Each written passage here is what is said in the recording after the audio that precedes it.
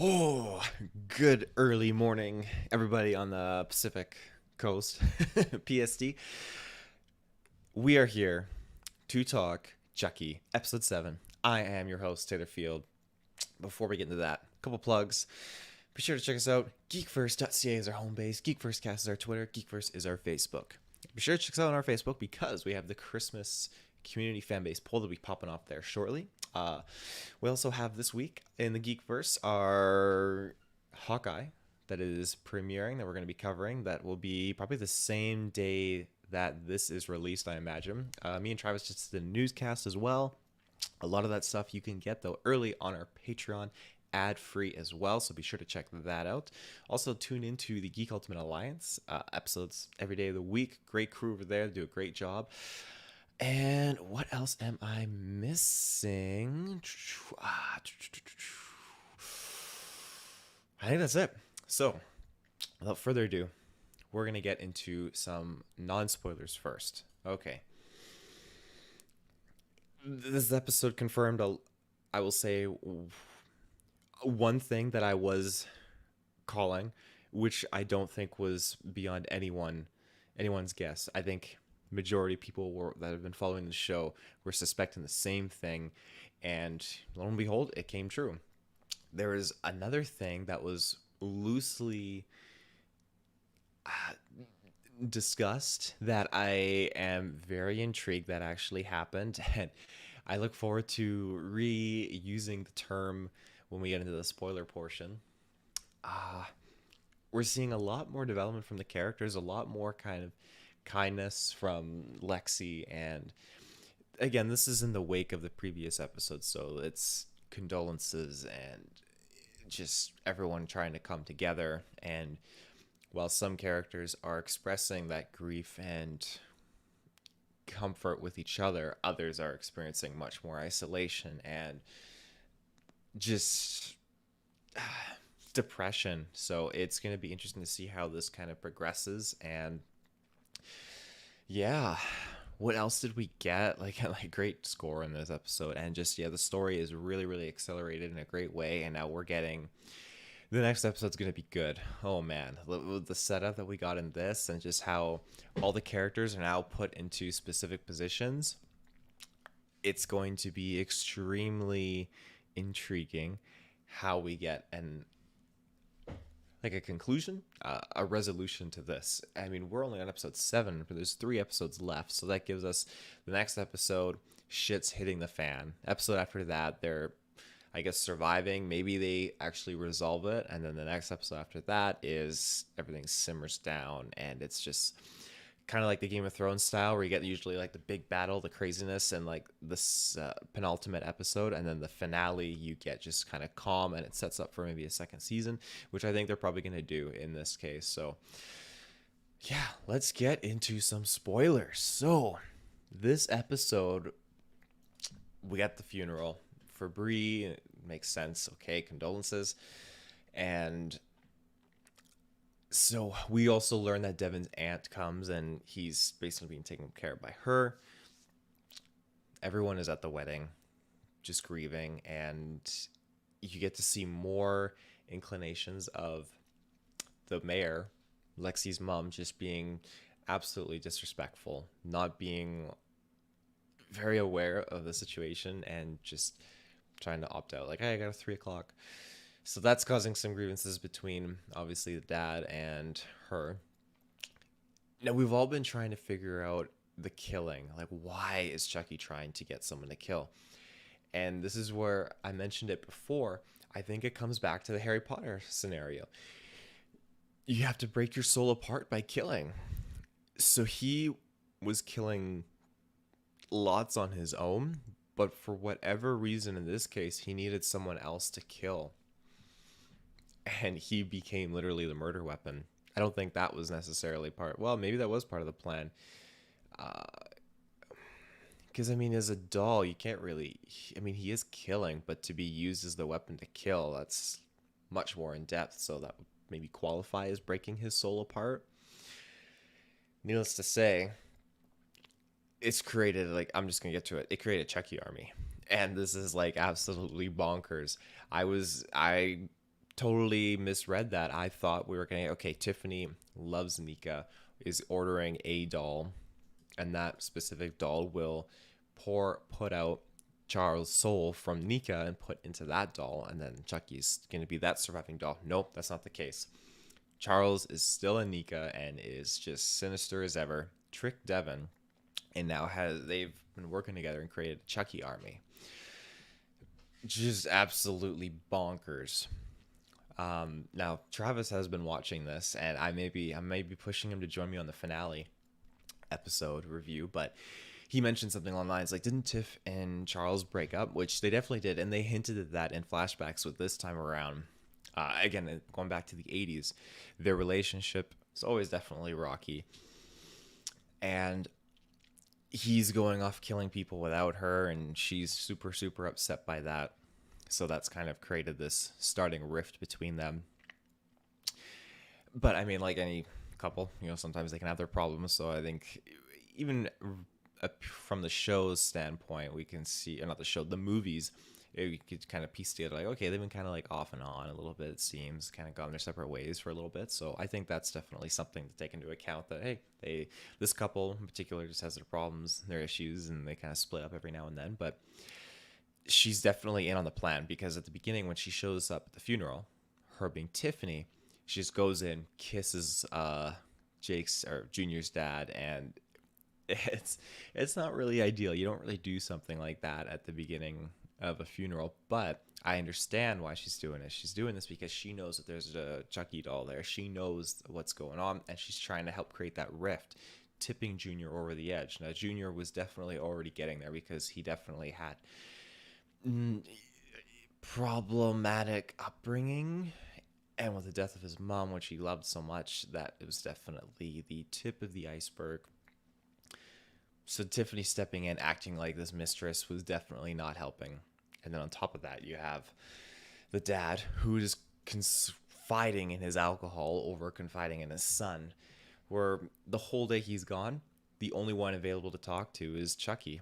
Of course, I wasn't sure how Junior was going to react to that, because I almost wanted to think he's going to know that if this doll is trying to incite killer tendencies, then maybe he killed my mom. But no, we're past that point for Junior. Junior is totally compromised and is not coming back, especially after his actions. So I felt like it was fitting, because he was getting so angry and very, very angry at his dad. And when you are compromised and all you have is a Chucky doll for company, you're going to do some fucked up shit.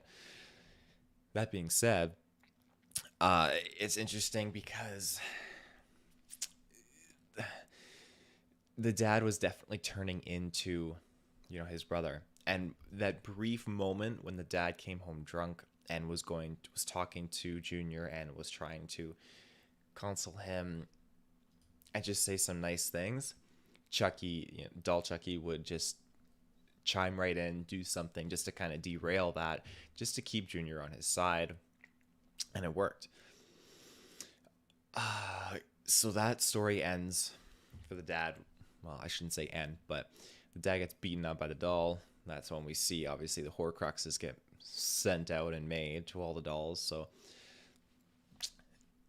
it's going to be very intriguing to see what comes of that. Junior hides the dad's body in the closet, and that's where it caps. And then we see Andy showing up, and I'm super stoked, because Andy obviously doesn't want to get anyone killed, especially, his girl. So him leaving her behind at the gas station and going off to the house alone, he's under the impression again, hey, there's one doll left, this is going to be fine, we're going to deal with it. And that's that. And he's obviously pretty good at detecting, these problematic dolls and executing them.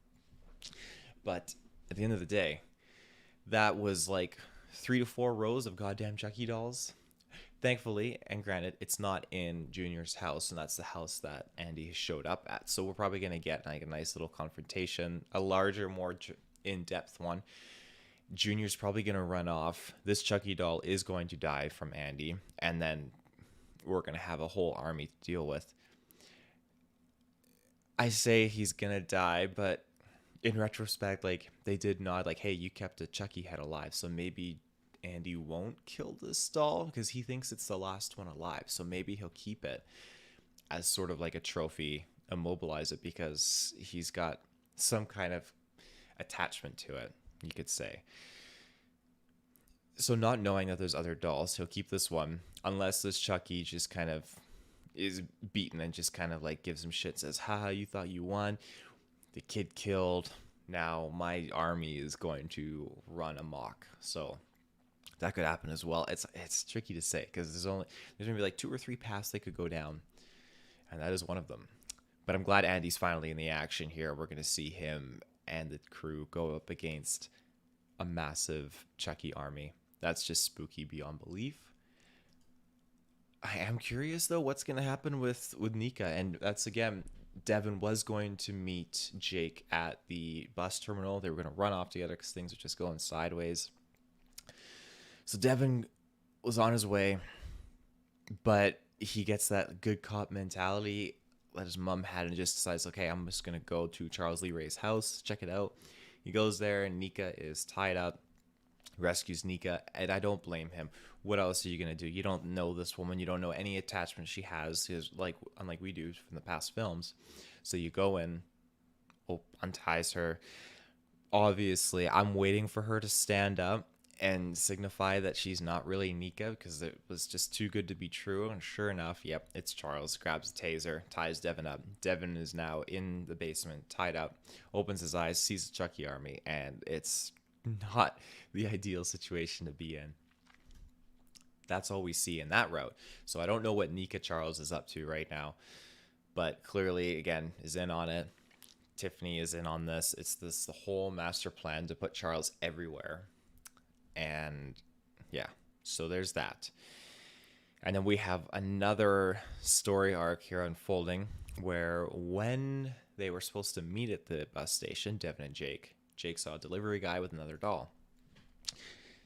This doll's name was Billy. And he paid the guy off, took the doll, realized from the delivery guy, like, hey, this doll is going to Charles Lee Ray's house when he confirms that with Lexi. Brings it over, is like, yeah, no, Lexi, this doll's cool, it's all fine. So they leave him in the kitchen next to the knife block. After Junior does his execution on his dad, then Billy, he gets possessed and he goes sideways.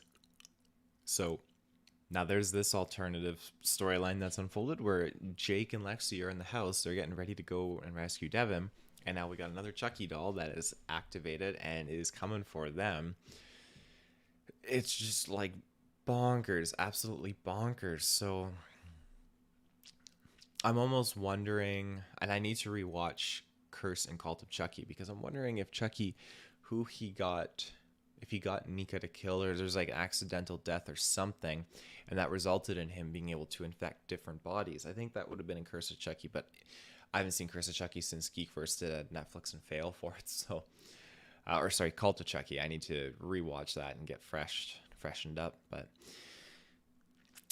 we also have still this side story, and I think they're saving it. I think it's going to happen where Lexi's younger sister, and they're all together. They're at the podium with their mom and the mayor, and they're doing a whole talk about the situation. And the mom's like, hey, don't worry, everything's fine. We've apprehended a possible suspect. We're going to be putting on Frankenstein night, which I think is very fitting.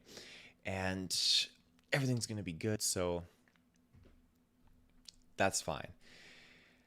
Now, unfortunately, I do think that Lexi's younger sister will kill. And I almost think that that's going to be how they get one more doll. I don't see Chucky dying at the end of the show. I see him living. I see somehow there's one doll left.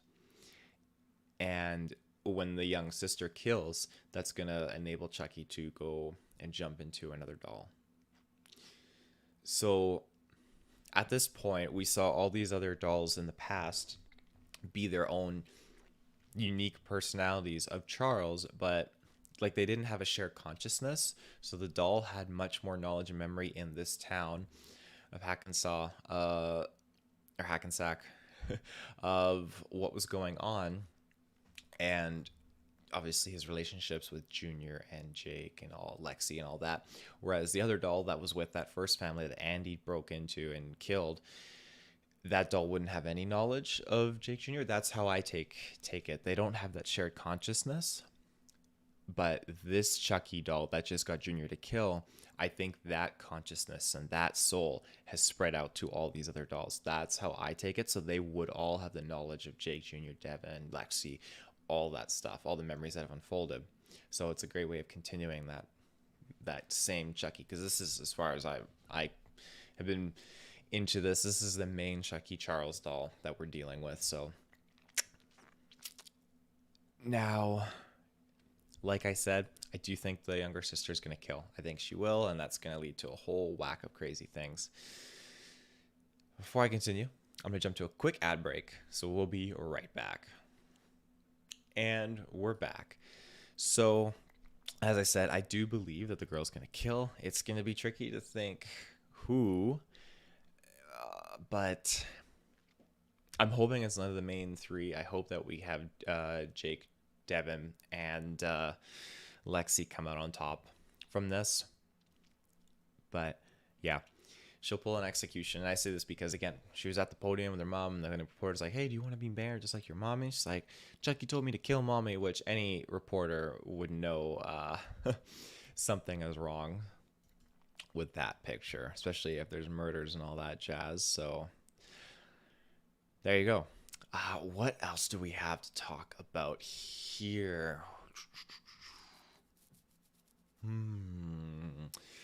Aside from the flashbacks, we got to see, I mean, they gave us 2 flashbacks. We got to see Tiff and Chucky get their apartment, which they seem very happy. And things are just seeming great. Like, hey, let's order a pizza. And they ordered a pizza and they killed the guy.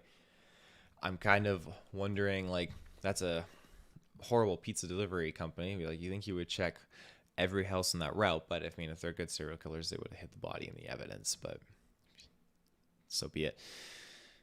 Then they have a second scene, like I talked about, where, hey, okay, this is where the rift starts, obviously, where Tiffany is just kind of getting pissed at Chucky because, hey, he killed without her, and now he's going out. It's just really, really not being kind to her, generous, so she's not doing good.